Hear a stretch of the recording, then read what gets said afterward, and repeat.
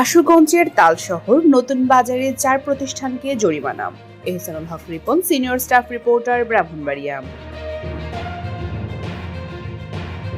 ব্রাহ্মণবাড়িয়ার আশুগঞ্জ উপজেলার তালশহর নতুন বাজার এলাকায় ভোক্তা অধিকার সংরক্ষণ অধিদপ্তর ও বাংলাদেশ নিরাপদ খাদ্য কর্তৃপক্ষের যৌথ অভিযানে 4টি প্রতিষ্ঠানকে জরিমানা করা হয়েছে। অভিযানে প্রিন্স বেকারিকে 7,000 টাকা, জহির মেডিকেলকে 2,000 টাকা, আশিক সুটকি ব্যবসায়ীকে 2,000 টাকা এবং তাওহিদা বস্ত্রালয়কে 5,000 টাকা জরিমানা করা হয়। সারাদিনে 100টা এটা এই 18 ইঞ্চির দামই তো আপনার 100 টাকা করে গল একটা হলে তো সারাদিন আপনি এখানে কম দিচ্ছেন তো পরিমাপ কম দিচ্ছেন। মঙ্গলবার 3 মার্চ দুপুরে জেলা প্রশাসকের সার্বিক তত্ত্বাবধানে ও বাণিজ্য মন্ত্রণালয়ের নির্দেশনায় ব্রাহ্মণবাড়িয়া জেলা ভোক্তা অধিকার সংরক্ষণ অধিদপ্তর এই অভিযান পরিচালনা করে। একদম কম সীমিত লাভে বিক্রি করবেন, এটাই ধরবেন।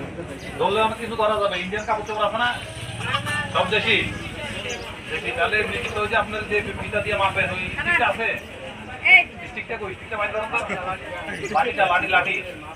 অভিযান পরিচালনা করেন জাতীয় ভোক্তা অধিকার সংরক্ষণ অধিদপ্তর ব্রাহ্মণবাড়িয়ার সহকারী পরিচালক ইফতেখারুল আলম রিজভী।